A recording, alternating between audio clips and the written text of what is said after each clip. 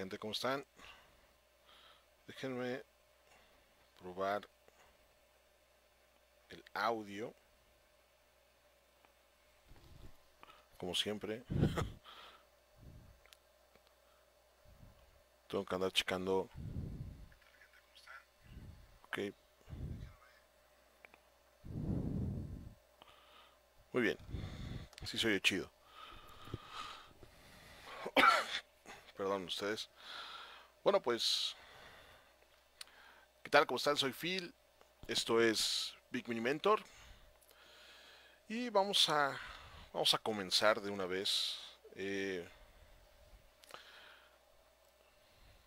día de hoy toca nuevamente la sección de Indicando. Y lo que vamos a ver esta ocasión va a ser lo que todo indie debe de saber, parte uno. Y digo que es parte uno porque lo más seguro es que este es un tema que va a dar de mucho de qué hablar, mucho de qué discutir. Así que por eso ya de una vez adelanté la parte uno. Más adelante, no la próxima semana ni mucho menos, pero más adelante, eh, sin duda alguna habrá una parte 2 en la que vamos a hablar un poco más al respecto. Pero hoy sí voy a estar hablando un poquito de esta onda, ¿no? Entonces vamos a empezar con lo básico. ¿Qué es ser un indie? Eh, Seguramente muchos de aquí ya tienen una idea de qué onda con este término. Indie es una abreviación de, pues básicamente de la palabra en inglés independent o independiente en este caso.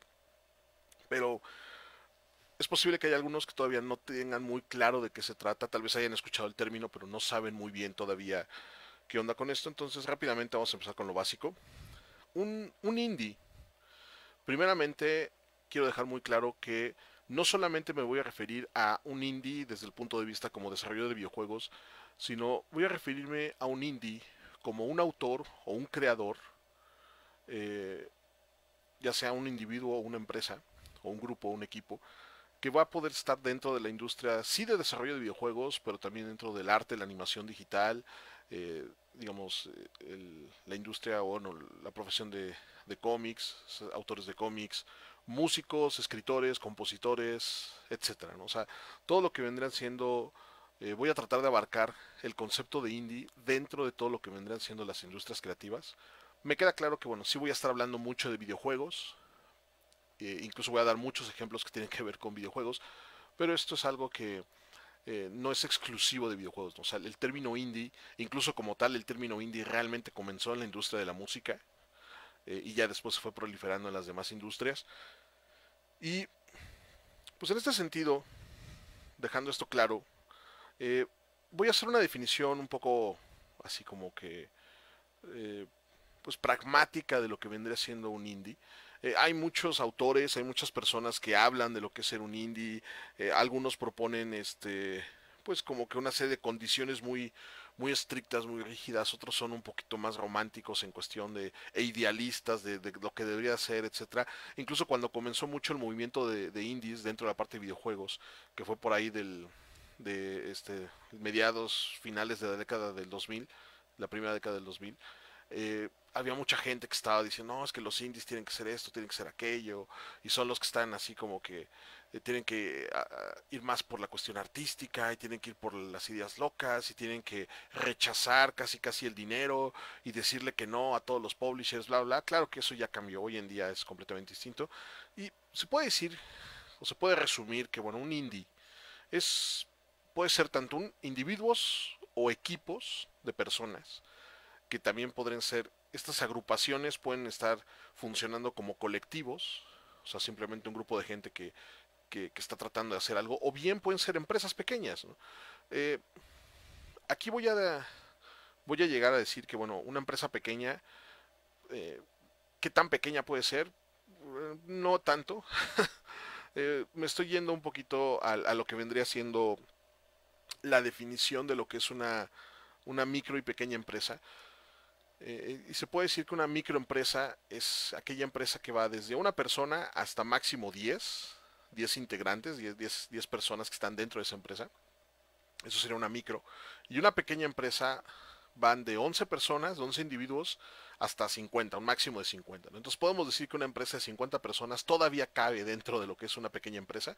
Ya empresas medianas van arriba de son de 51 en adelante, y después están las empresas, ¿cómo les llaman? Tractoras o grandes empresas. Tienen otra terminología, neta no me acuerdo ahorita bien cómo se llama, pero bueno, estamos hablando que una empresa indie va de un empleado hasta 50, ¿no? O sea, no necesariamente empleados, pueden ser integrantes, socios, lo que sea, pero para darnos un scope de que, bueno, ser indie no necesariamente es un individuo o un grupo de dos, tres, cuatro personas, sino que sí pueden ser varias decenas de personas. Entonces hay empresas que hoy en día, no nada más en México, en el resto del mundo, se pueden catalogar justamente como eso, como empresas indie. Entonces tenemos esta onda. Eh, Después tenemos también que los indies van a estar siempre haciendo proyectos o productos más simples. Y lo pongo entre comillas porque me queda claro que dependiendo muchísimo del talento y la capacidad y la experiencia de las personas que están involucradas en alguna iniciativa indie, pueden llegar a hacer cosas verdaderamente así sorprendentes, verdaderamente complejas y de un gran nivel. Pero vamos a decir que al menos de la manera general, ese tipo de son la excepción, de manera general, los indies van a ser desarrolladores que finalmente van a estar haciendo proyectos más simples en cuestión de tamaño. A lo mejor no van a ser juegos tan grandes, no van a ser cortometrajes o películas tan grandes, no van a utilizar, también no van a ser así como que no van a escribir sinfonías completas y demás. Sí podrían, pero costaría un buen de relajo. Sí estaría así, como que un poquito difícil. Pero digo, siempre va a ser proyectos más sencillos en cuestión de tamaño, en cuestión de elementos que van a tener. Pues obviamente no hay un ejército de personas trabajando en estas producciones, por lo tanto va a estar reducido de alguna manera, ¿no?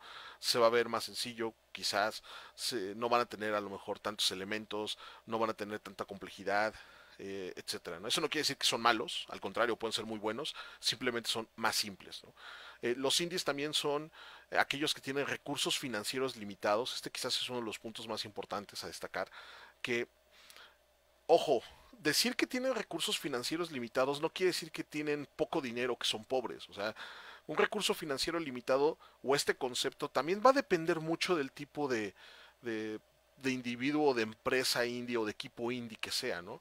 Eh, a lo mejor recursos financieros limitados podría significar que una empresa indie tiene solamente 10 millones de dólares, o sea, un presupuesto de 10 millones de dólares, que para un individuo, para un indie de una sola persona, esa cantidad es, wow, es una fortuna, ¿no? Así casi casi ya no tendría que trabajar el resto de mi vida. Pero no es lo mismo una persona a un equipo de a lo mejor 20 personas que tienen que estar cobrando salario, que tienen que estar invirtiendo en pago de renta, servicios, etcétera. Entonces ese presupuesto de 10 millones de dólares de pronto ya no se siente tan grande, o sea, se siente más reducido. Entonces, dependiendo el sapo la pedrada, ¿no? O sea, cuando hablo de recursos financieros limitados, va a depender mucho del tipo, ya si es una persona o si es un grupo pequeño, si es un grupo grande, si es una empresa de 10, 20, 30, 40 integrantes. Entonces, los recursos financieros limitados varían de acuerdo al contexto, pero es un hecho que los recursos financieros limitados son un factor común, es algo que siempre está sucediendo, siempre está este, dentro de esta onda, así que es algo que simplemente pues, se va a dar, ¿no? O sea, no van a tener fortunas, ni van a tener todos los inversionistas, ni van a tener a todos los publishers o editoriales o disqueras detrás in, inyectando capital para que las cosas se hagan, ¿no? Muchas veces van a tener un presupuesto que puede ser un muy buen presupuesto, pero no les van a dar un centavo más o no o va a ser muy difícil conseguir un centavo más, ¿no? También va a haber algo también que es muy importante en la parte indie es que no va a haber imposiciones ni límites creativos, ¿no? O sea, y esto también es algo así elemental. Eh, Alguien que no esté, digamos, que necesite que todos se lo autoricen, que necesite estar todo el tiempo revisando que su propuesta de lo que sea que está haciendo debe de cumplir con ciertas exigencias de marca o X otras cosas, va a representar en este sentido que hay una imposición o hay un límite creativo. En cambio, los indies no lo van a tener, o sea, los indies van a poder estar haciendo sus cosas sin mucho problema, van a hacer lo que quieran, como quieran, etcétera. van a tomar, obviamente, eso significa que van a tomar riesgos, van a poder tomar riesgos, van a poder ser más propositivos en lo que van a querer estar haciendo este tipo de cosas. Y otro de los puntos claves de lo que sería ser un indie es que no se tiene control del acceso al mercado. Eh, ¿Qué quiero decir con esto? ¿No? O sea, finalmente voy a poner un ejemplo. Blizzard es una gran empresa de videojuegos reconocida a nivel internacional. Ellos no solamente hacen juegos, ellos tienen su propia plataforma que es el battle.net y a través de esa plataforma ellos tienen acceso a su mercado. O sea, nosotros los jugadores, los consumidores de los juegos de Blizzard, para poder jugar esos juegos tenemos que tener instalado ese launcher y desde ahí descargamos, desde ahí administramos, desde ahí podemos hacer pues, microtransacciones y mil cosas más, chatear con la gente, etcétera. Entonces, esa plataforma que tiene control del consumidor es algo que Blizzard va a tener y es algo que difícilmente otro estudio indie va a poder lograr porque implica una inversión importante de capital, de mano de obra, etcétera. ¿No? O sea, no es algo que cualquiera va a poder aventarse. ¿No? Entonces, esta vendría siendo un poquito la definición de lo que viene siendo un indie. Y lo mismo, ¿no? Si lo vemos en los diferentes tipos de industrias o de profesiones creativas, digamos, un autor de cómics indie pues, es alguien que va a tener que eh, pagar su propia producción, o sea, va a escribir su cómic, va a hacer dibujar su cómic, entintar y colorear su cómic, va a publicar su cómic como pueda, va a comercializarlo, va a promocionarlo, etcétera, ¿no? Lo mismo con los músicos, con los escritores, etcétera, etcétera. Entonces, esto significa ser un indie. Este es el tipo de características que engloban generalmente un indie. Puede haber otras más, otras menos, pero básicamente son como que las cinco principales cosas que sirven para diferenciar un indie de alguien que no lo es, ¿no? Ahora bien, ya que tenemos un poquito más claro qué es un indie, qué es un creador indie, un autor indie, o un desarrollador indie, como lo quieran ver, tenemos que darnos cuenta de que hay niveles, ¿no? O sea, se los voy a mostrar en esta otra. Estos son, se podría decir como que los diferentes niveles que existen a la hora de querer ser un indie. Vamos a comenzar con el hobbyista, que esta persona o este grupo de personas finalmente lo que van a estar haciendo lo están haciendo por amor al arte, o sea, lo están haciendo porque les gusta, lo están haciendo porque es su pasión, lo están haciendo porque es su pasatiempo y a ellos no les interesa otra cosa, ¿no? O sea, un hobbyista simplemente es alguien que le gusta esta onda, o sea, le gusta hacer juegos, le gusta dibujar, les gusta animar, le gusta hacer películas, le gusta hacer música, etcétera, etcétera. Es alguien que simplemente le gusta el oficio, lo está aprendiendo por interés personal, no por un objetivo profesional, ni mucho menos. Eh, Puede que tenga talento, puede que no lo tenga, eso realmente no es un factor que determine. Y es alguien que va a estar haciendo eso, ¿no? Lo hace por gusto finalmente. Después del hobbyista, de la categoría de hobbyistas, vienen los amateurs o los entusiastas, ¿no? Y estos que tienen de característica, bueno, los amateurs o los entusiastas se diferencian de los hobbyistas por una simple y sencilla razón. Son hobbyistas que decidieron que podrían tal vez hacer que su hobby se convierta en una profesión. Entonces, esta es así como que una parte importante, ¿no? O sea, hacen prácticamente lo mismo, tienen el mismo nivel, tienen el mismo entusiasmo, la misma pasión, tienen las mismas rutinas, etcétera, con la diferencia de que el amateur ya está empezando a ver su hobby como una posible profesión. Ya no lo hace nada más para entretenerse, sino que está tomando en cuenta de que tal vez le puede ser una forma pues, de ganarse la vida. Todavía no es una forma de ganarse la vida, pero ya empieza a experimentar y empieza a aventurarse, empieza a tratar de ver qué encuentra con eso. Después del amateur viene el freelancer, el nivel de freelance o el nivel de los freelancers. Y aquí es donde ya el amateur, después de un tiempo y después de ciertas vivencias y experiencias y de camino recorrido, empieza ya a poder, pues ahora sí como que encontrarle la forma, ¿no? Ya está entendiendo más o menos cómo poder ganarle cómo poder conseguir clientes, cómo poder hacer que eso que está haciendo empiece a ser redituable. Ya la gente, pues ahora sí como que sí le está dando la oportunidad de remunerarle por el trabajo que hace. Entonces aquí ya el freelancer, les digo, puede ser tanto un indie como un individuo, como un grupo, como una pequeña empresa. Están empezando ya a obtener un cierto beneficio económico Y al menos en un inicio, cuando apenas están dando el paso de amateur a freelancer, todavía ese beneficio económico, esa remuneración no es suficiente como para poder mantenerse. Apenas está así.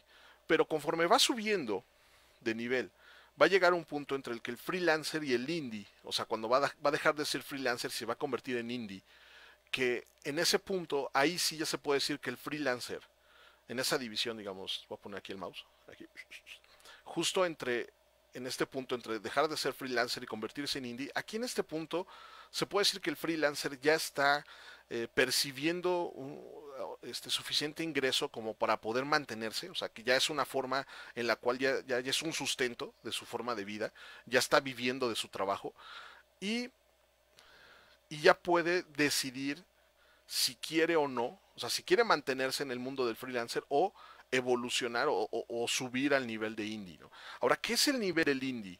¿Qué características va a tener? Básicamente un indie es alguien que también va a vivir de su chamba o va a intentar vivir de su chamba. La diferencia entre un freelancer y un indie es que el freelancer necesita de clientes que de alguna manera necesiten de sus servicios o de sus productos.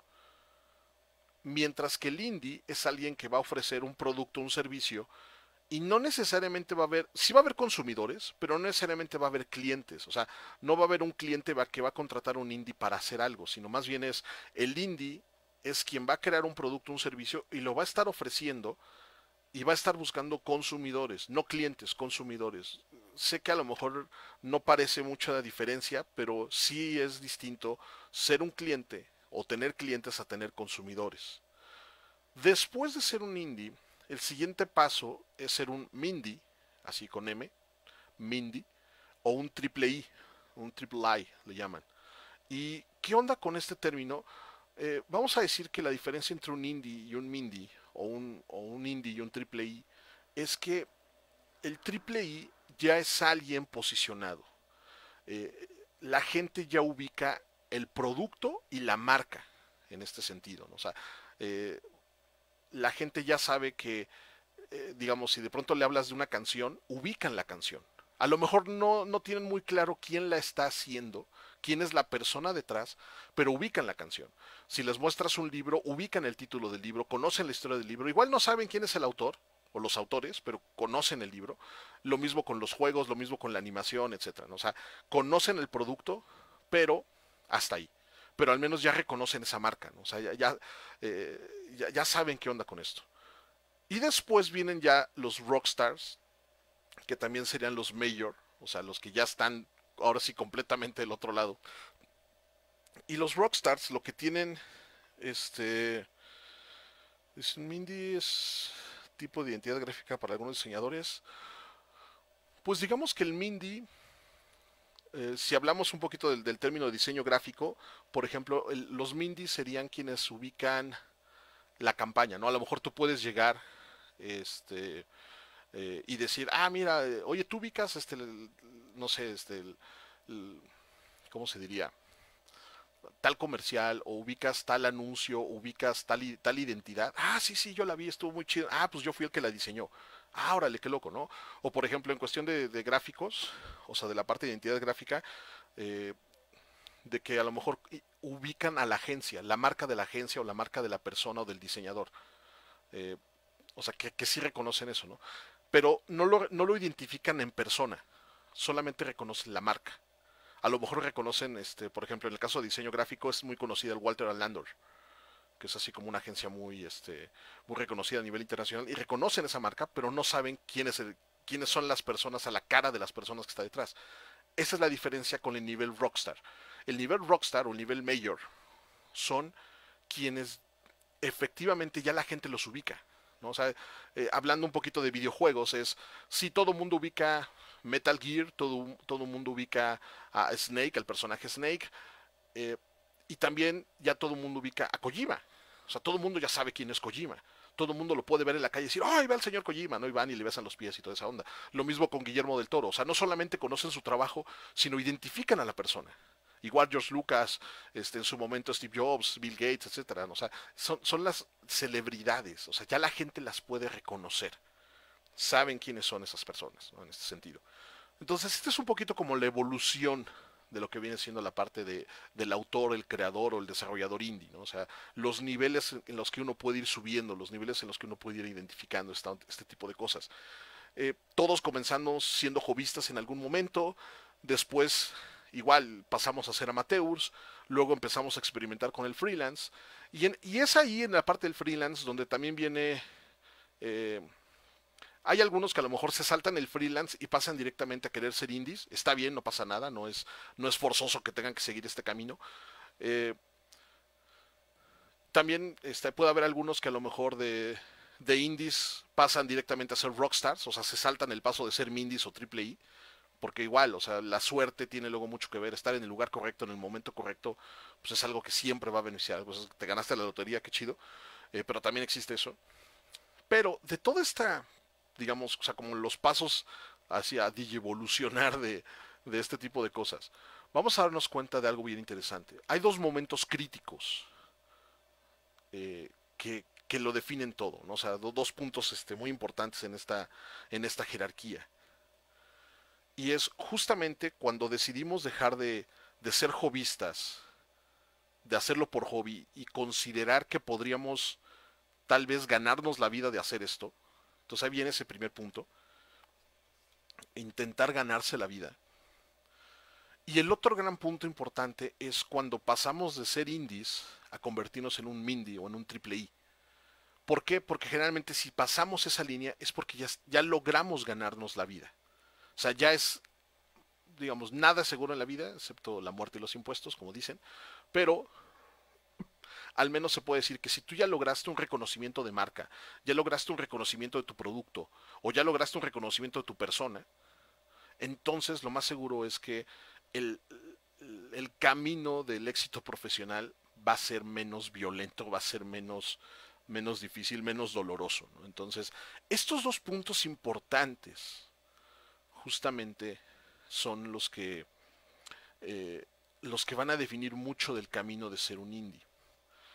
Y aquí es donde también pues, hay que hablar un poquito más al respecto de justamente lo que es estar dentro de este segmento, ¿no? Del amateur al indie.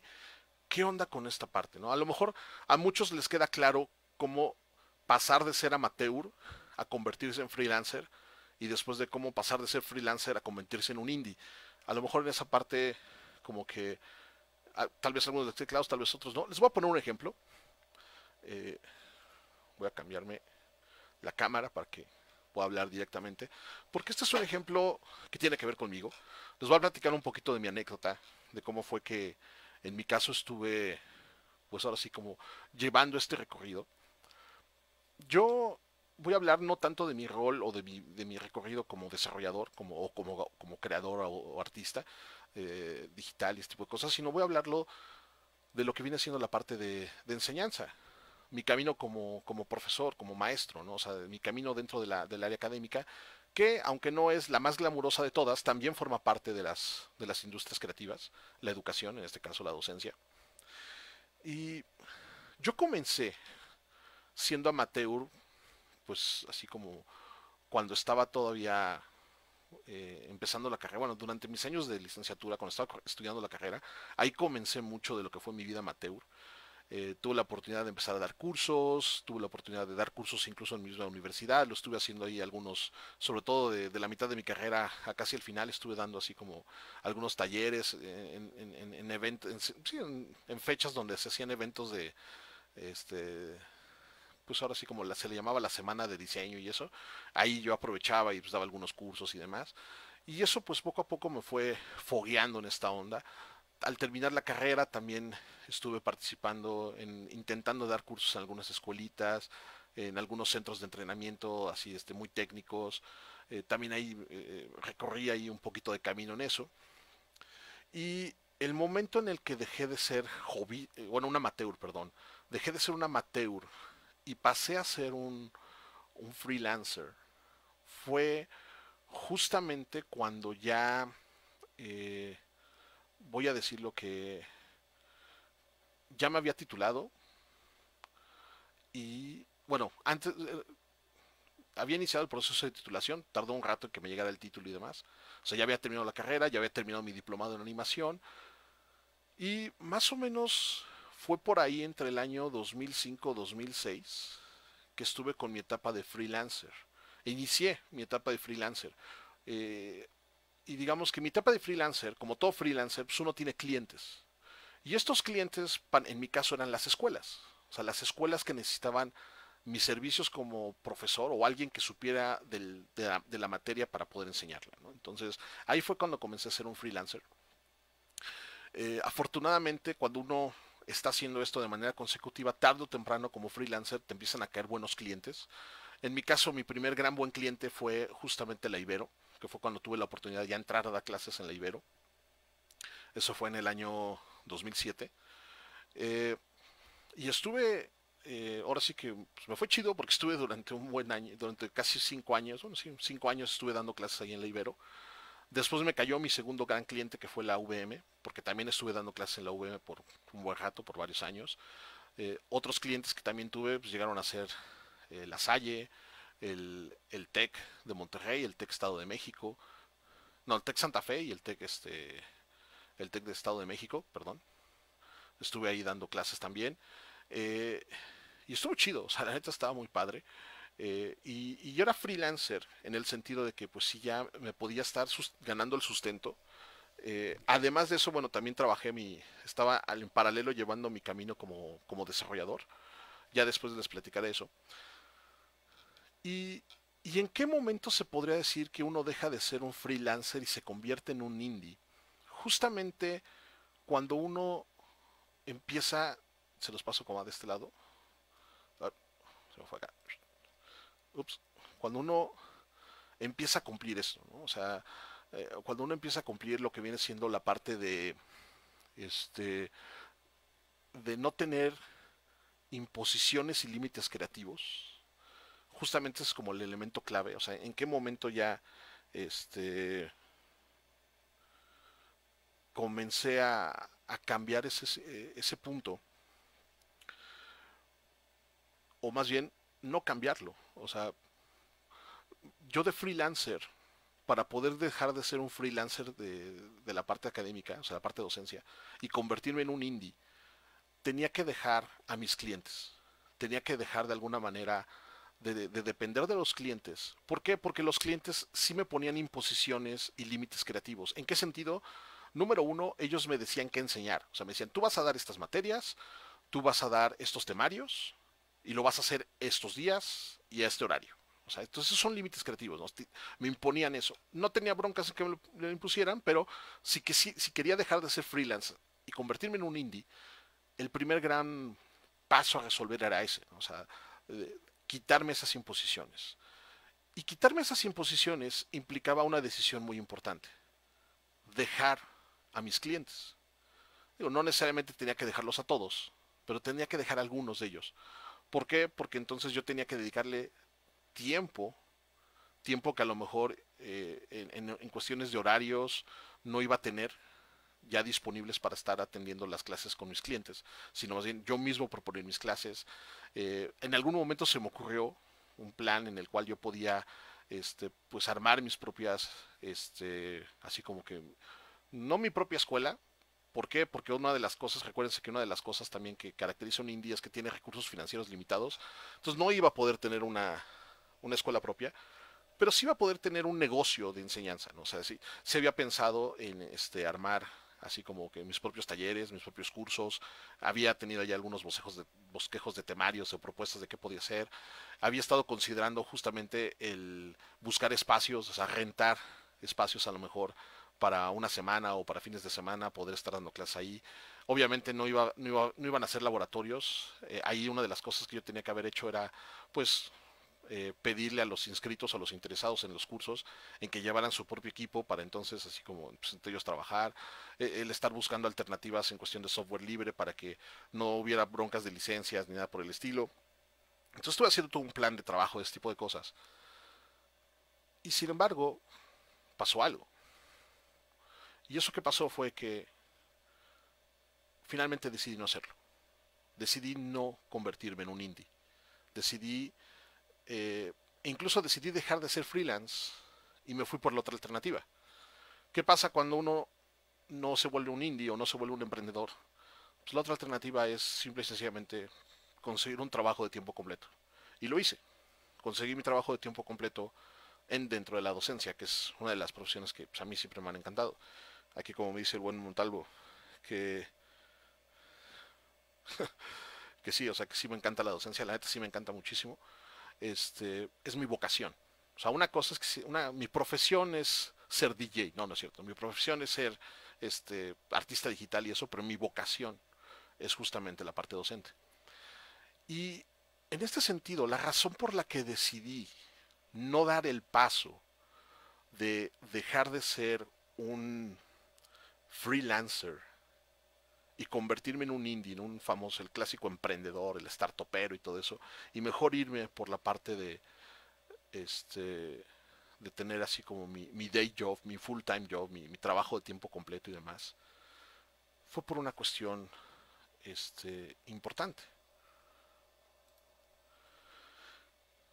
La decisión de querer hacer que tu actividad, tu arte, por así decirlo, se convierta en tu forma de vida y lograrlo, no es fácil. La neta no es fácil. No quiere decir que no se pueda. Hay mucha gente que lo está haciendo. Y los envidio. En verdad los envidio porque pueden lograrlo, lo están logrando, están viviendo de esto. En algún tiempo lo hice, al menos en lo que tiene que ver con desarrollo de juegos, sí pude, como muchas veces le digo, live the dream. O sea, sí pude vivir el sueño de ganarme la vida de estar haciendo videojuegos. O sea, que alguien me pagara por estar haciendo videojuegos. Lo logré. Estuvo muy chido y todo. Pero eh, en el caso, digamos, de ser indie, también intenté ser indie, también intenté tener mi propio estudio y demás, me asocié con unas personas muy geniales, muy chingonas, pero nos costó muchísimo trabajo, medio sobrevivimos, medio la llevamos, pero al final las cosas no llegaron a tan lejos como hubiésemos imaginado. ¿Y por qué razón? Porque justamente poder dejar de ser hobbyista, convertirte en amateur y dejar de ser amateur y poderte ganarte la vida, ya sea como indie, como freelancer o como indie, es que básicamente esto implica un riesgo. Y es un riesgo muy cabrón. Cuando uno pasa de ser hobbyista a ser amateur, el riesgo no es tan difícil, no es tanto. Porque simple y sencillamente, algo que, este, algo que le hace falta a esta onda, o sea, bueno, no que le haga falta, sino, eh, todavía uno no le invierte tanto, ¿no? O sea, cuando apenas está empezando a ser amateur, pues sí, voy a ver si puedo vivir de esto, experimenta, anda tanteando, anda viendo qué onda, y todavía no le invierte tanto tiempo, dinero y esfuerzo en realmente armar esta cosa, ¿no? O sea, armar el negocio de lo que sería vivir de un arte, del arte que uno hacemos, ¿no? El arte, entiéndase, la animación, los videojuegos, la programación, la música, etcétera, etcétera, ¿no? Y conforme queremos ser más independientes, conforme queremos de alguna manera tener mayor control de todo lo que estamos haciendo, el riesgo se vuelve mayor. Y esto es una realidad no solamente para los indies, es una realidad para cualquier empresario. Ser un indie es una forma, pues vamos a decir como que, pues fancy, no fancy, es una forma amigable, es una forma más sutil, es una forma disfrazada de decir que quiere ser un emprendedor y de que quiere ser un empresario. Porque finalmente ser un indie significa ser eso. Incluso ser un freelancer hasta cierto punto implica también ser un empresario, pero es un empresario que es un poquito más fácil, no demasiado, pero eso es un poquito más fácil que ser un indie. O sea, ser un freelancer es menos riesgo que querer ser un indie, porque la ventaja del freelancer es que generalmente un freelancer vive de clientes. Y en mi caso, por ejemplo, retomando el ejemplo de cuando estaba yo siendo profesor de asignaturas, que mis clientes eran las escuelas, pues yo tenía la ventaja de que pues, había suficientes clientes, o sea, había suficientes escuelas, y las escuelas tenían una necesidad, que era tener a alguien que diera clases de un tema en específico. Afortunadamente yo era esa persona. Y una cosa bien chingona que tenían mis clientes es que ellos a su vez tenían a los alumnos que pagaban colegiatura. Y gracias a eso, pues caía la lana. Entonces, de una u otra manera era relativamente sencillo. Es un poquito también cuando uno va por otros caminos. Por ejemplo, si uno es un ilustrador, no es lo mismo ilustrar sus propias cosas a ilustrar para alguien más, a ilustrar portadas de revista, lo que sea, porque finalmente aunque tu cliente es la revista vive de los que compran, de los consumidores o los suscriptores de la revista, entonces de una u otra manera sabes que la lana es segura, entonces te va a tocar parte de esa lana. Pero cuando ya vas a ser indie, viene el gran terror, que es experimentar el que no hay nada seguro, que tú lo tienes que construir todo, que tú tienes que rifarte la cañón. Entonces, a este punto, esta zona, es a lo que se le puede decir, es una zona de riesgo financiero. Y esto es algo muy importante. No quiero que se interprete esto como no lo hagan. No, al contrario, si lo quieren hacer, háganlo. No se detengan por mí, no se detengan por nadie. Pero lo que sí quiero hacer con esta plática o este video es que estén conscientes a lo que se están enfrentando. Que no va a ser fácil, va a ser difícil, pero más que difícil, va a implicar algo muy necesario. El título del video se llama Lo que todos los indies deben saber. Y lo que todos los indies deben saber no es que va a estar difícil, creo que eso ya muchos lo saben. No es que les va a costar trabajo, ni que van a tener que llorar y van a tener que sudar y van a tener que sangrar para alcanzar sus metas. Creo que eso se entiende, o de alguna manera ya lo anticipábamos. Lo que quiero que se den cuenta es que para poderse ganar la vida de esa manera, van a necesitar algo de lo cual muchos como autores, como creadores indies, no tenemos. Cuando estamos hablando de este tipo de cosas, tenemos que entender algo, ¿no? El mundo profesional implica dos caminos básicamente. O trabajas para alguien o pones tu propio negocio. Muchos comenzamos trabajando para alguien y en algún momento decimos, oye, estaré bien fregón ser mi propio jefe, ¿no? Ya saben, así como, sí, tomar mis propias decisiones, elegir mis propios proyectos, hacer lo que realmente me gusta, bla, bla, bla, bla. Todas esas buenas ondas que siempre se escucha. Pero quiero que les quede claro que hay una línea que separa de manera tajante estos dos mundos. El mundo profesional y el mundo de los negocios. Nosotros cuando empezamos y elegimos una carrera, elegimos un oficio del cual nos interesa y creemos que podemos vivir de él, vamos a estarle dedicando y enfocando todo nuestro tiempo, todo nuestro esfuerzo, toda nuestra atención en dominarlo.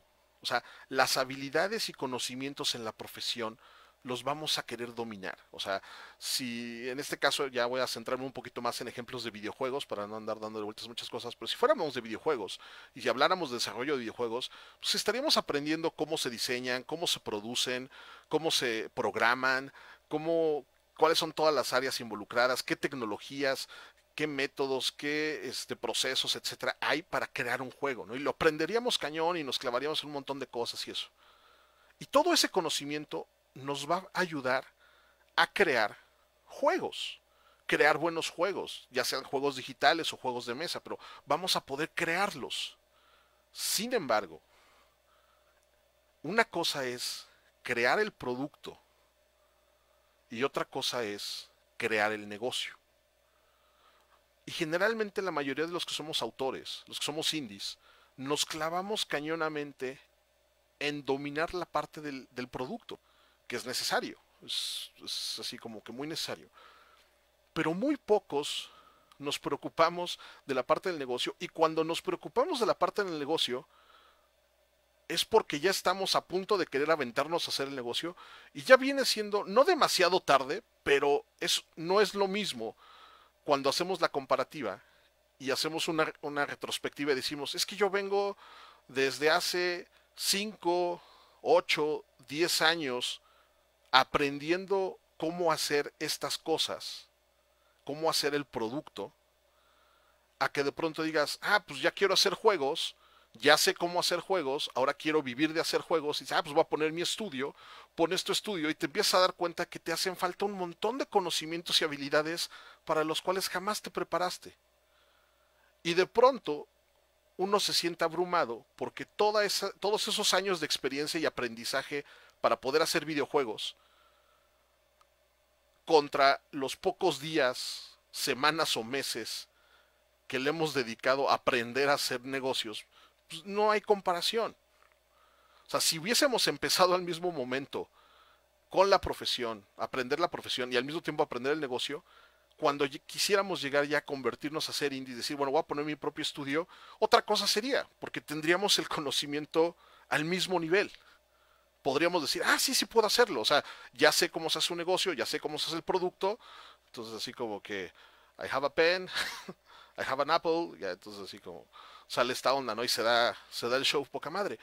La diferencia es que muchas veces no se nos ocurre la parte del negocio, no porque no queramos, sino porque en el momento de no era una intención.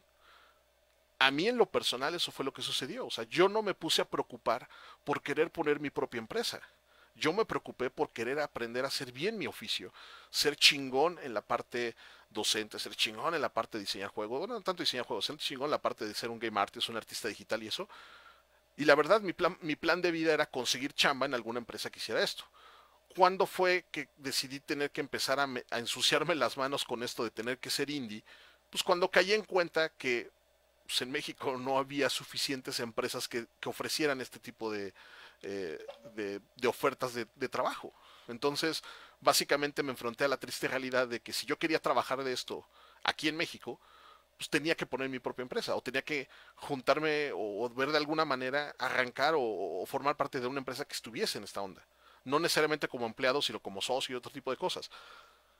Hubo algunos de mis colegas que también se dieron cuenta de esta realidad y básicamente había dos opciones, bueno, tres opciones. O creas tus propias empresas o te vas a buscar empleo a otro país donde la industria ya está establecida o simple y sencillamente te sales de la industria y te dedicas a algo más. Esas fueron las tres opciones y pues cada uno decidió qué onda. Yo decidí entrar en la parte ser indie en su momento, ya no tanto en la cuestión académica, sino en la cuestión de hacer videojuegos. Y aprendí muchísimas cosas. Y de lo mucho que aprendí hubo algo muy importante, que me di cuenta que lo mío no son los negocios. Yo soy muy bueno creando el contenido. Me gusta, me encanta, o sea, puedo así, desvelarme todos los días y bueno, todas las noches y trabajar así concentrado bien cañón haciendo las cosas. Y entiendo el negocio, entiendo las necesidades, entiendo las prioridades, entiendo las dinámicas del negocio, pero la neta no soy bueno en eso. Y fue justo cuando me di cuenta que yo no soy bueno en negocios, que entendí que el camino de ser un indie no iba a ser para mí. ¿Por qué? Porque no soy bueno encontrando la manera de conseguir lana de la nada. O sea, no soy bueno consiguiendo inversionistas, no soy bueno consiguiendo negocios o contratos con publishers, no soy bueno vendiendo así como que el valor de una empresa ni nada de ese tipo de cosas. Soy bueno haciendo el trabajo. O sea, yo soy el tipo de persona que soy un muy buen empleado. Me encanta así que me negren. Entonces, la neta es eso, o sea que yo me di cuenta de eso. Y esto es algo que este es el verdadero mensaje que quiero comunicar, que yo soy un inútil. No, no es cierto. El verdadero mensaje que quiero comunicar es que así como no todos pueden ser grandes programadores o buenos programadores, no todos pueden ser buenos dibujantes, no todos pueden ser buenos músicos, buenos escritores, no todos pueden ser buenos animadores, independientemente de que les guste o no les guste. O sea, una cosa es que te guste y otra cosa es que seas bueno haciéndolo. En la cuestión de los negocios, no todos pueden ser buenos haciendo negocios. Y esto es importante porque si su meta en la vida es querer ser indies, es querer tener su propio estudio, querer desarrollar sus propios juegos, tener control creativo de este tipo de cosas, tienen que entender que una buena parte de eso depende de que sean buenos en los negocios. No solamente en la profesión, no solamente en el saber hacer, sino que tienen que ser buenos en los negocios. Y ese es así el punto más importante de todo. Yo personalmente no soy alguien que le recomienda a mis chavos que se avienten a los trancazos, a que luego empiezan a ser emprendedores y hoy pon tu estudio, ¿no? Les platico de las realidades que hay y trato de hacerles que se den cuenta y que sean conscientes de que finalmente, si lo quieren hacer, ok, que se avienten, que lo experimenten, pero que les quede claro que es muy posible que no puedan ser buenos en eso.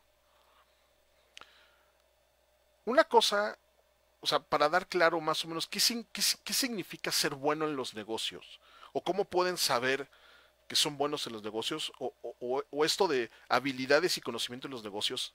Esta es una lista muy breve y muy general de las cosas que deberían de saber manejar. O sea, gestión, administración y dirección de un negocio y una empresa. Y si ustedes creen que gestión, administración y dirección son lo mismo, ya están mal. O sea, para que se den cuenta de que necesitan estudiar más el asunto. Tienen que tener conocimientos y habilidades de negociación y de comunicación efectiva. Porque van a tener que negociar no solamente con inversionistas, no solamente con a lo mejor posibles socios o publishers o lo que sea, sino que también tienen que negociar con la misma gente que está dentro de su empresa. Tienen que negociar con sus colegas, tienen que comunicarse adecuadamente. No puede ser el hecho de que estén trabajando haciendo un proyecto y que de pronto alguien haya dicho una cosa y que una persona entienda otra completamente distinta porque simple y sencillamente no hubo una buena comunicación dentro del estudio o dentro del intento de estudio, o dentro del grupo, del colectivo, lo que sea. Hay que tener estas habilidades.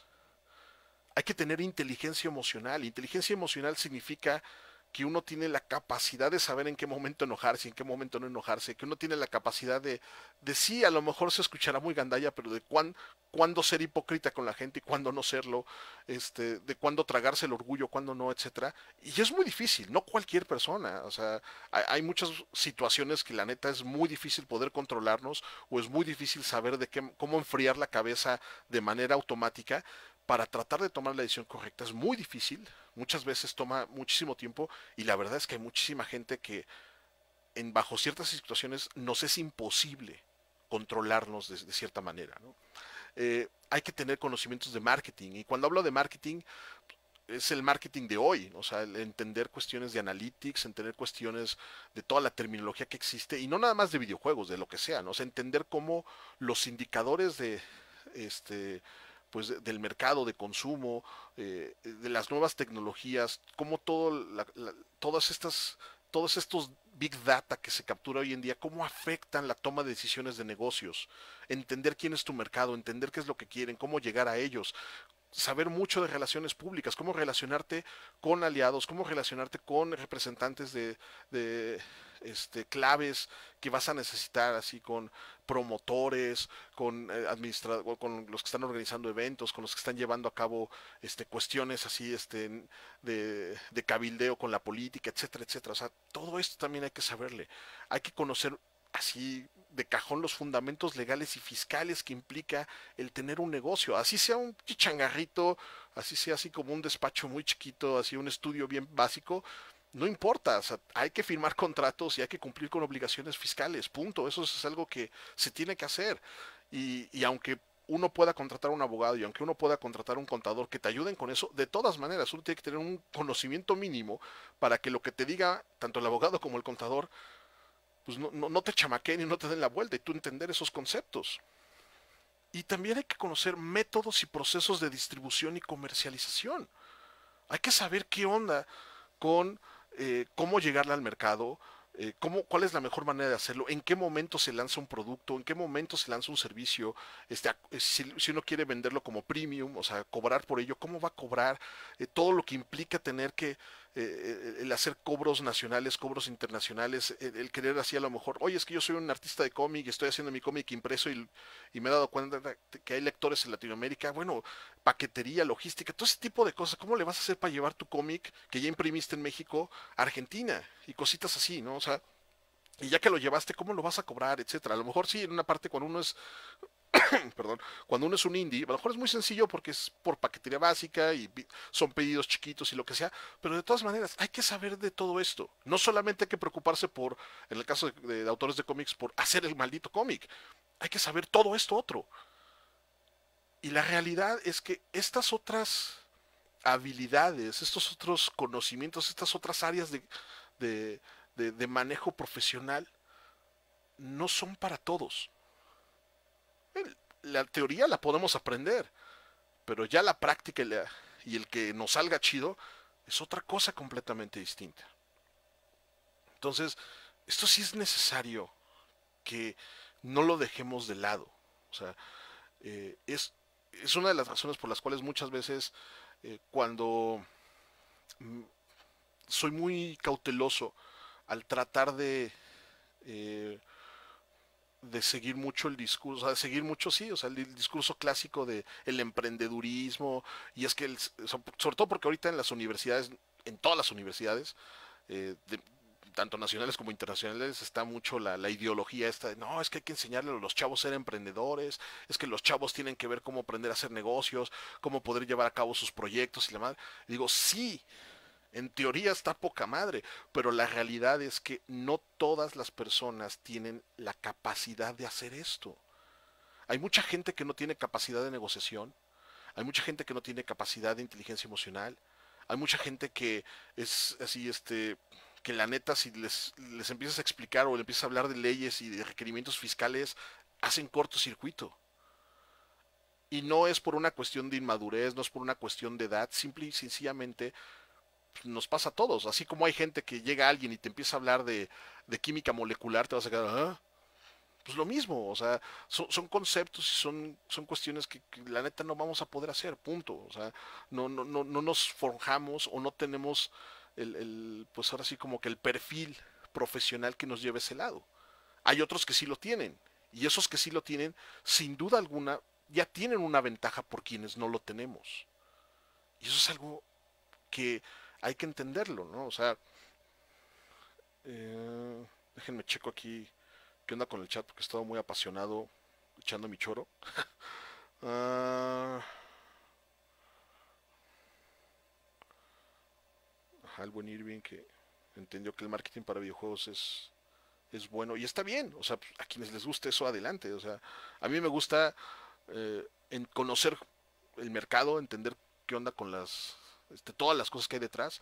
No porque quiera hacer de marketing, sino porque simplemente soy un ñoño y me gusta así como que conocer números y así como estadísticas y porcentajes y este tipo de estupidez. Ahorita incluso lo van a ver, la presentación tiene este tipo de cosas. Eh, Aquí el buen Montalvo dice una duda, ¿tú saliste de los institutos de capacitación a escuelas más grandes por la misma experiencia de estos institutos pequeños? ¿Y cómo fue tu primer gran contacto con una escuela grande? Ah, haciendo un pequeño paréntesis, o sea, para responder esta pregunta, pues mucho tiene que ver, pues, eh, pues de entrada si empecé dando clases así en estos estudios chiquitos, ¿cómo fue que llegué a estos así escuelas chiquitas y demás? Buscando ofertas de trabajo, así en internet y eso en las bolsas de trabajo, vi que buscaban gente, fui a la entrevista, mostré mi portafolio, mostré mi currículum, dijeron, está chido, órale, a ver, enseña. Generalmente las escuelas grandes o chiquitas te piden que hagas una clase muestra para ver más o menos si tienes o no como la facilidad o puedes hablar bien o explicar bien. Pues di mis clases muestra, funcionó, estuvo chido, me dijeron, va, ¿sabes? Está contratado, te toca dar clases estos días, estas fechas, etcétera. Y, chido. Y como todo trabajo, o sea, cuando uno empieza con un trabajo chiquito, empieza a generar currículum, o sea, entre más cursos vas dando, la cuestión, digamos, docente tiene que ver mucho con las horas de vuelo. O sea, qué tantas horas has estado o qué tantos años llevas dando clases, ¿no? Entonces, yo me acuerdo eh, que incluso algo que me detuvo mucho de poder empezar a dar clases a nivel licenciatura era que no tenía el título. Y bueno, cuando uno quiere dar clases a nivel licenciatura, obligatoriamente necesitas el título, como mínimo. Ya hay muchas escuelas que lo que te están pidiendo ya incluso es el posgrado, o sea, una maestría.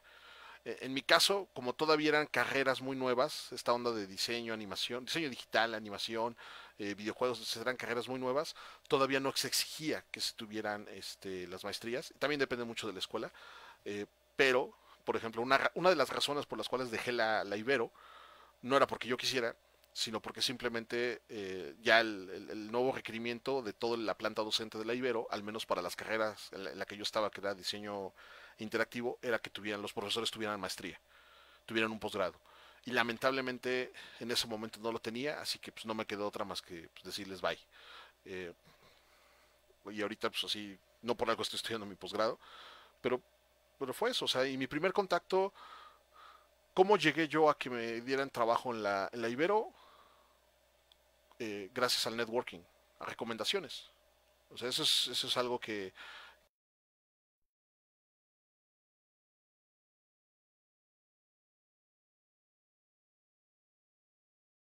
cuando yo estaba estudiando la carrera, que después estuvo trabajando en la Ibero, y él fue el que me dijo, me pasó el dato, dice, oye, este, están buscando gente que les sepa hacer esto, y yo con ese profesor, la ventaja que tuve, ups, siempre se me olvida que... Ah, oh no, se está trabando. Perdón, perdón, perdón. Come on. Ahí está. Me equivoqué.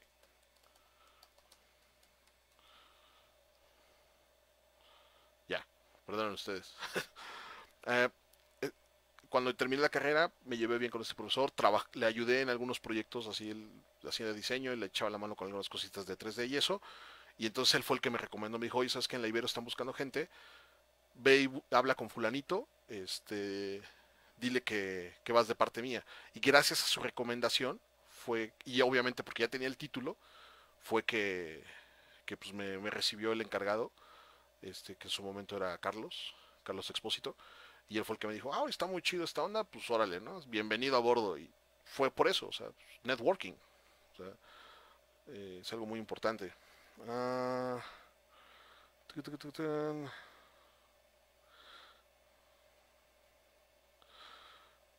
Mira, regresando ya al tema de las habilidades de negocio y eso, me pregunta Lev si este tipo de cosas se aprenden con práctica o simplemente si no rifas, mejor ahí lo dejas. La práctica, sin duda alguna, te ayuda a mejorar, ¿no? O sea, te ayuda a aprender en lo que sea. Si uno está aprendiendo cómo querer llevar a cabo un negocio y eso, la diferencia no está en si la práctica te va a ayudar o no. La diferencia está cuánto tiempo puedes aguantar practicando siendo un indie, o sea, llevando un negocio. Si el negocio depende de ti, si tú eres, o sea, tienes lana suficiente para que siempre puedas tener, o sea, si una empresa fracasa, pues abres otra empresa, y si esa fracasa, abres otra más, y así sucesivamente, o sea, si tienes esos recursos, pues está chido, o sea, qué bien, fregón, pero no es algo que tampoco todo mundo tenga a la mano, o sea, hay gente que la neta, pues, sí puede poner un estudio, poner una empresa, una agencia, lo que sea, y si fracasa esta onda, pues literalmente uno pierde toda o sea, pues es así como el patrimonio, lo que le costó la inversión de poner la empresa, o sea, pues ahí se le va todo y finalmente habrá algunos que a lo mejor sí tengan chance de medio reponerse y volver a intentarlo, habrá otros que digan, no, sabes qué, ya no puedo, o sea, no es porque no quiera, simplemente es ya no puedo, me quedé sin lana, tuve que vender mi coche, hipotecar la casa, para pagar cuentas y lo que sea, y pues la neta ahorita ya mejor estoy buscando una chamba así, pues más estable, ¿no? O sea, ese tipo de cosas. Entonces aquí más bien es qué tanto uno puede aguantar cometer errores o qué tanto uno puede aguantar hasta que la práctica te permita ya ser chido en esto. Y es difícil, la neta es difícil. Para que se den una idea, me encantan los reality checks. Y para darnos una idea de cómo es la situación y que tiene que ver justamente con esto de ser indie. Nuevamente, este es un ejemplo muy específico de videojuegos, pero créanme que el panorama no es muy diferente si eres músico, si eres escritor, si eres artista digital, haces cómics, etcétera. Es cineasta, es muy, muy parecida a la fregadera, ¿no?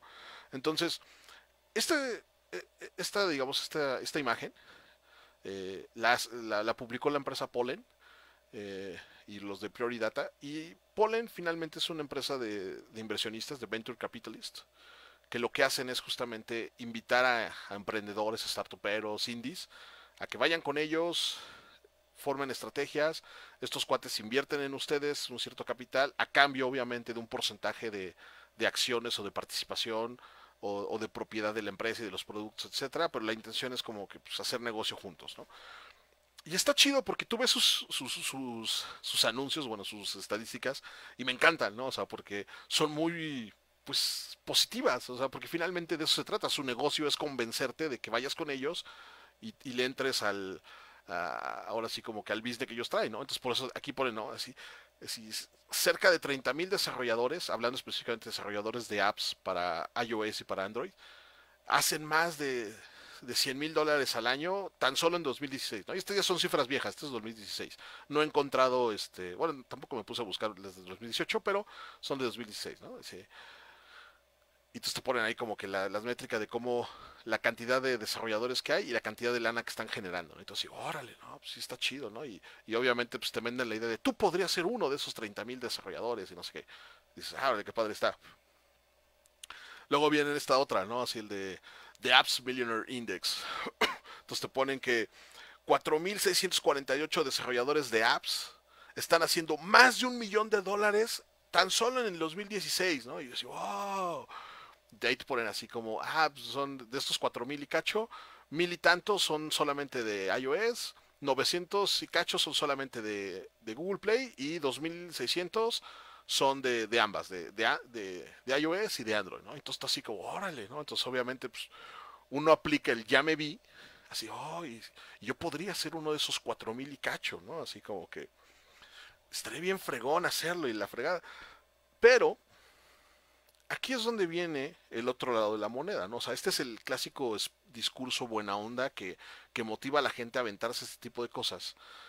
Y después llega gente como yo y les dice, sí, muy chido y todo, pero esta gráfica, esta fue lanzada, armada por Vision Mobile. Y ellos hicieron una publicación entre el 2014 y 2015 y que también replicó un poquito en 2016.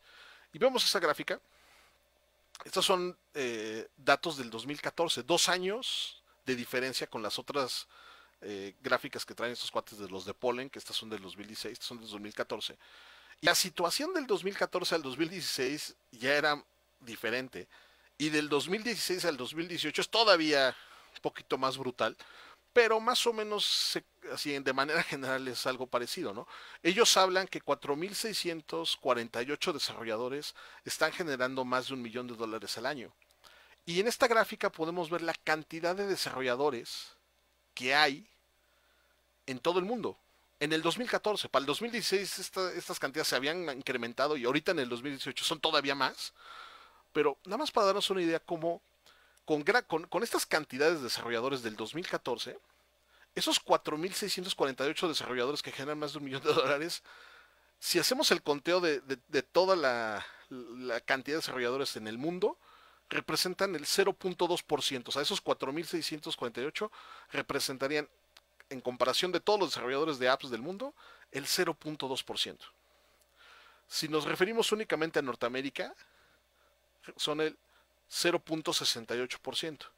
Y si hablamos únicamente de Sudamérica, esos 4,648 representan solamente el 5.8%, casi el 6% del total de desarrolladores de apps en América Latina. Entonces, esto es para darnos una idea de lo enorme que es el contexto en el que vamos a estar involucrándonos, ¿no? O sea, querer ser indie no solamente se trata de querer hacer lo que tú quieres o querer hacer lo que sueñas o tratar de perseguir así como con pasión ese objetivo a largo plazo y bla, bla, bla.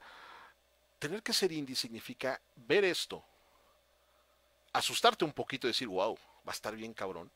Y después tratar de decir, ok, ¿cómo fregados le vamos a hacer?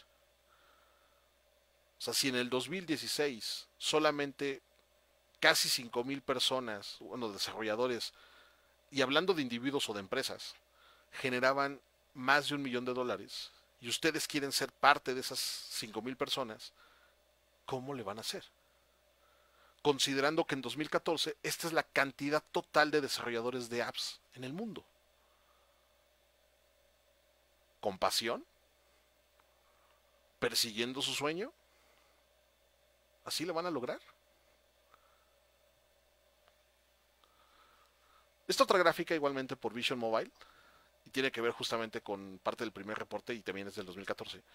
Esta cosa habla de una madre que se llama el App Poverty Line, la línea de pobreza de las apps.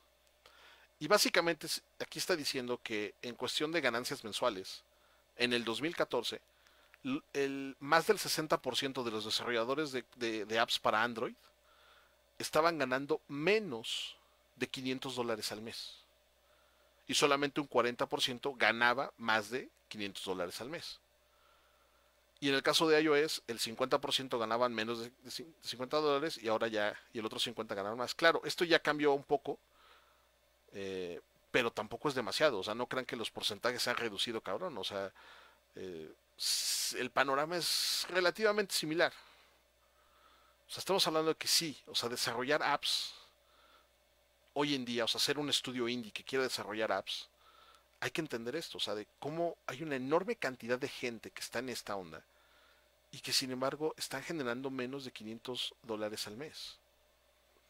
Y claro, pues depende mucho del tipo de cambio, o sea, en un país como México, pues $500 no son nada despreciables para un individuo, pero si fuéramos una empresa, esos $500 pues, no ayudarían mucho, que digamos, al menos no al mes. Entonces está cañón, o sea, la situación es difícil. Y esto es del 2014, o sea, 2018 no crean que ha sido mucha la diferencia. En algunos casos incluso hasta empeorado. Ahora bien, muchos dirán, bueno, Phil, pero es que esas son madres de las apps, ¿no? O sea, de los mobile. Los videojuegos, por ejemplo, pues son mucho más grandes. Esta gráfica que están viendo aquí es una gráfica de cómo estaba más o menos la relación de juegos liberados contra el promedio de copias que tenían la gente de juegos de Steam. Esta gráfica es específicamente de Steam. Entonces aquí podemos ver que obviamente igual llega el 2016, pero son inicios del 2016. Si actualizamos la gráfica a lo que sabemos que ya sucedió en 2016, aquí en 2016, inicios del 2016, si vemos en cuestión de miles, apenas arrancando el 2016, todavía no llegaban ni a 1000 juegos publicados. Pero para finales del 2016, tan solo en 2016 hubo más de 4000 juegos publicados en Steam. Entonces vean la tendencia de la cantidad de juegos que se han publicado. Y estas líneas representan, la línea roja representa el promedio de copias que los jugadores o la gente o los usuarios de Steam tienen. Y el promedio y la mediana de copias que se tienen, ¿no? Son, una cosa es el promedio y otra cosa es la mediana. Independientemente de cómo sean las dos, aunque sí hay una separación importante, podemos ver una tendencia de cómo en 2011, o sea, sí, 2011, 2012 y 2013 fue como los tres mejores años. Y después en el 2014, a pesar de que la cantidad de juegos era mucho mayor y en 2015 era también mucho mayor, ahorita no vamos a hablar de 2016, vamos a hablar del 2014 y 2015, el promedio de copias se redujo de manera considerable. Incluso estamos hablando que están por debajo de la cantidad de copias que se tenían en el 2008 en cuestión de juegos descargados o juegos que eran propiedad de la gente y demás. Entonces, hay una cantidad brutal de juegos hoy en día en Steam. Y la gente realmente no está teniendo tantos juegos. Aunque la gente, incluso, o sea, y sí puede haber gente que a lo mejor cuando son las épocas de descuento de verano y descuento de Navidad y empiezan a comprar a lo loco, pues sí, está chido que lo hagan, pero eso no quiere decir que realmente, número uno, no están pagando el precio completo. Y número dos, tampoco están descargando todos los juegos. Es decir, ¿cuántos juegos máximo podrían así comprar en una de esas así como épocas de descuento? Exageradamente que 50 juegos, está chido, o sea, 100 juegos, ok, porque los estaban en oferta, están bien baratos, lo que sea. 100 juegos contra 4000 que salieron en 2016 no significan nada. Incluso en 2017, la cifra del 2017 de juegos de Steam supera los 7000 juegos nuevos publicados en la tienda. Y ojo, esto es bien importante. Esta es la cantidad de juegos nuevos publicados, o sea, juegos lanzados. No es el total de juegos, sino si hacemos el total de juegos son todavía muchos más. Pero estos son los juegos lanzados. O sea, solamente en 2016 hubo más de 4000 juegos lanzados. En 2017, no está aquí en esta gráfica, pero si lo googlean, en 2017 hubo más de 7000 juegos nuevos que fueron lanzados en Steam. Supongamos que viene descuentos de verano. ¿Cuántos juegos pueden comprar? ¿100? ¿200? 700 juegos, al 10%, bueno, ni siquiera el 10%, no, sí, el 10% de los más de 7000 juegos publicados tan solo en 2017, o sea, 700 juegos, claro que no. O sea, la realidad es que muchos de nosotros que tenemos cuenta de Steam y sí a lo mejor aprovechamos las ofertas y eso, no vamos a pasar de más de tal vez un par de, así de tal vez 10 15 20 copias porque estaban en oferta y la fregada o me las regalaron, qué sé yo. Pero no vamos a ir más allá de eso. Y aún cuando compremos esos juegos, la realidad es que jugamos todavía incluso muchísimos menos. O sea, los juegos que terminamos jugando al año, a lo mucho van a ser, se cuentan con los dedos de una mano, ¿no? O sea, en promedio. O sea, habrá gamers que son más clavados y sí juegan mucho, pero el gamer promedio no juega más de 5 títulos al año. Entonces, aunque compre más, de esos que compró solamente está jugando como 5. Y los otros juegos, aunque los compró pero no los juega, no se enamora de ellos. Y si no se enamora de ellos, no le va a interesar saber si ya salió una segunda parte o si ya hubo una expansión, etcétera. Esto es una realidad. Y si esto lo analizamos en el mundo, no nada más de videojuegos, cómics, libros, música, películas, animaciones, vamos a ver que el escenario es casi el mismo, ¿no? En cuestión de juegos móviles, en estas fechas y más o menos siguiendo estas gráficas, allá entre el 2014 y 2016, el 57% de los que desarrollaban juegos móviles estaban generando menos de $500 al mes. Y en esas mismas fechas, los que estaban desarrollando juegos para Steam, el 51%, o sea, la mitad, un poquito más de la mitad, estaba generando menos de $6,000 al año. Si ustedes dividen 6,000 entre 12, o sea que son 12 meses al año, pues eso viene siendo igual, $500 al mes. Entonces vemos que el App Poverty Line en realidad no nada más aplica a las apps, también aplica a los juegos de PC. Y muchos dicen, bueno, pues que Steam, y ahorita con Steam, que ya no es este Greenlight, que ya tiene la otra cosa, creo que el Steam Direct o eso, que ya nada más pagas creo que $100 y te publican el juego y lo que sea, pues es todavía peor. Y muchos dirán, bueno, pues sí, pero es que ya también Steam ya está sobrepoblado y ya se echó a perder y no sé qué, pero pues hay otras opciones. Claro, como por ejemplo las consolas. Consolas como Xbox, donde prácticamente no, o sea, a pesar de que sí apoya el desarrollo indie, a los indies no les está interesando hacer juegos para Xbox.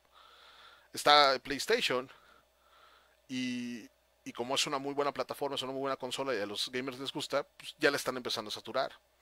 Está también Nintendo con Nintendo Switch, quien el mes pasado, bueno, sí, hace unas semanas, Nintendo anunció que iban a redoblar sus esfuerzos para incrementar el número de juegos indies, su catálogo de juegos indies, y que iban a estar publicando algo así como 30 juegos indies al mes. Quién sabe por cuánto tiempo, por lo que resta del 2018. Igual, van a saturar el mercado. Y ahí van las consolas. ¿Qué otras plataformas tenemos? Tenemos tal vez itch.io, Congregate, que también tiene miles de juegos en su catálogo, unos buenos, otros malos, son más accesibles porque no hay que pagar cuota y cualquiera puede publicar eso, pero ser descubiertos está cañón. Y no solamente en videojuegos, o sea, todos los otros canales igual, o sea, si alguien dice, oye, es que yo soy ilustrador independiente, ok, ¿dónde muestras tu trabajo? DeviantArt, Tumblr, Instagram. O sea, ¿cuántas millones de personas no están usando eso para promocionar su trabajo? ArtStation, Behance, solamente en cuestiones que tienen que ver con animación, ilustración, cómics y eso. Y están las plataformas de cómics online, están las de música, está Spotify y otras más que se le parecen que lo mismo, que un autor independiente puede poner ahí sus canciones y demás. Igual, o sea, hay que entender que el mercado, los medios de distribución y acceso ya están saturados, no importa dónde quieran moverse.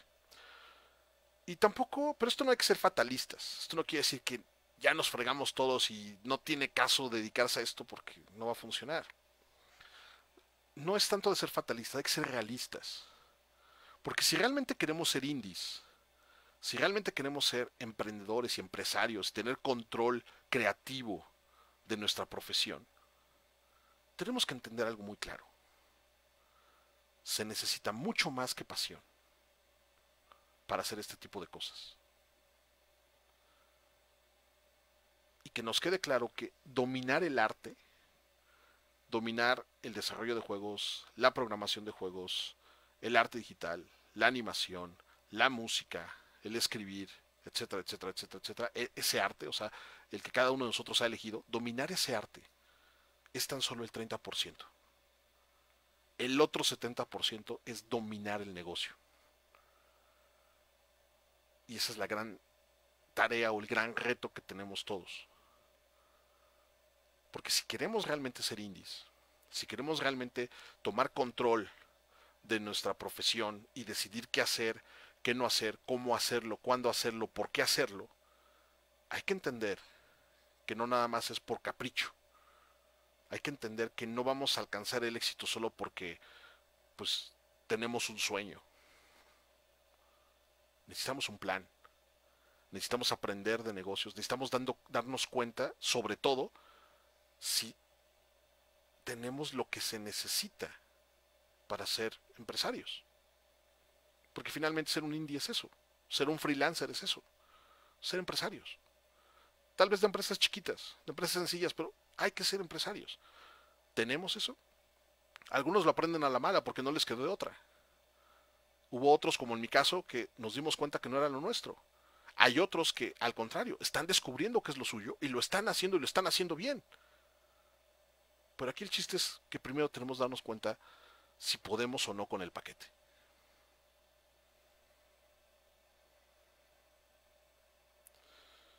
A ver, aquí hay David Santibáñez hace una pregunta. ¿Qué piensa de la tendencia de los trophy games, los hunters, cazadores de trofeos? A ver, déjenme, está muy grande esta onda. Hay muchos juegos que se pierden solo por tener logros y trofeos difíciles y la comunidad no se desea comprarlos. ¿Prefieren juegos más sencillos o que solo tengan trofeos? ¿Cree que los logros trofeos están matando el mercado? No. O sea, mm, lo voy a poner desde otro punto de vista. No voy a hablar de juegos. Voy a hablar de otra cosa que también conocemos, ¿no? O sea, personalmente, y creo que muchos otros comparten la misma opinión, eh, en cuestión de música, por ejemplo, a muchos no nos gusta el reggaetón. A mucha gente sí le gusta el reggaetón. ¿El reggaetón está matando a la industria de la música? No. Simplemente es un mercado, es un segmento de mercado. Punto. ¿Qué pasa? Aquí es donde digo que es muy importante también entender la parte de hacer negocios, porque entender la parte de hacer negocios es entender que un producto no puede venderse igual que otro, a pesar de que están catalogados bajo la misma clasificación. Es decir, si a mí lo que me gusta es, por así decirlo, en cuestión de música, supongamos, me gusta la trova, porque soy así bien bohemio y así como que chavorruco. Y por el otro lado está el mercado del reggaetón que está generando un montón de ruido y de dinero y lo que sea. Independientemente de la opinión que uno pueda tener sobre la música, vamos a quedarnos ahorita con el simple hecho de que no me gusta, punto. Me gusta la trova y no me gusta el reggaetón. Pero de manera general, ambos son clasificados como música. Entonces, ¿cuál es la cosa? Si yo quiero de pronto así hacer negocio de vender trova y estoy viendo el mercado y estoy viendo los canales de distribución, digo, ah, mira, es que en Spotify, por poner un ejemplo, sea o no sea verdad, es solamente un ejemplo, eh, están así, tú pones música y la gente la descarga y te está yendo chido y te están pagando y bla, bla, bla. Ah, órale, va, pues voy a poner mi trova en Spotify. Pero si de pronto yo nunca me di cuenta que más de la mitad de los usuarios de Spotify les gusta el reggaetón y no les gusta la trova, pues entonces más del 50% de ese mercado me va a ignorar. Entonces, ¿de quién es la culpa de que yo no tenga éxito poniendo mi música de trova en una plataforma donde más del 50% consumen reggaetón? ¿Es culpa del mercado o es culpa mía por no haber hecho bien mi tarea y no entender que necesitaba otros canales de exposición? Que a lo mejor esa plataforma que era muy popular no era la más adecuada para yo poder llevar mi producto. Aquí lo que sucede muchas veces cuando dicen este tipo de ejemplos de, oye, es que tú crees que este tipo de géneros están matando el mercado. No, ellos son un segmento de mercado. Y sí, a lo mejor son un segmento de mercado muy importante porque ahorita ese tipo de juegos están de moda. Y ese tipo de consumidores, y obviamente las empresas que a lo mejor quieren irse a la segura, los grandes publishers que quieren irse a la segura, y no nada más los grandes, también los medianos y los chiquitos, que dicen, oye, pues es que hay una oportunidad de mercado, ya vimos que estos cuates están comprando cualquier basura, pues hay que hacerles basura que ellos nos compren a nosotros, pues van a empezar a hacer juegos y van a empezar ahora así como que echarle gasolina al incendio, ¿no? Entonces van a crecer el fuego, pero tarde o temprano las tendencias cambian, las modas cambian, ¿no? Así como hace muchos años los first person shooters eran así, todos los malditos juegos eran first person shooter y después dejaron ya de serlo, donde de pronto empezó a llegar como que todos los juegos tenían que ser third person adventures y single player y después ya dejaron de serlo y como en su momento en la época de NES por ejemplo casi prácticamente todo era un plataformer, o sea, hubo un momento en que o sea, el primer Zelda era un RPG, todo bonito, lo que sea, y el segundo Zelda que salió era un plataformer, dando claro a entender que era el género que en ese momento, en esos años, proliferaba, o sea, así todo el mundo era un plataformer y después dejó de pasar de moda y luego llegó otro género, llegaron otras tendencias y simplemente son dinámicas de mercado. El problema nuevamente es, nosotros nos clavamos tanto en aprender cómo hacer juegos, en aprender cómo crear el producto que nos interesa, que dejamos de lado, somos negligentes en justamente eh, aprender lo otro. O sea, eh, no nos preocupamos por entender el mercado, no nos preocupamos por entender los negocios, no nos preocupamos por entender cuestiones de comercio, por buscar otros canales de distribución. O sea, mucha gente se queja, es que ya Steam está saturado, es que el mobile está saturado. Sí, pero es que todo el mundo quiere encontrar esa única solución mágica que le sirva para todo. O sea, y a lo mejor resulta que puede ser que para tus juegos, tus productos, tus cómics, tu música, lo que sea, la plataforma líder no es la indicada. Pero si no hacemos nuestra tarea y si no investigamos, si no buscamos opciones y hacemos lo que todo mundo hace solo porque somos borregos y porque no nos preocupamos por saber qué más hay y al rato estamos fracasando, ¿de quién es la culpa? ¿Del mercado o de nosotros? Por querer encontrar una solución rápida. Uh,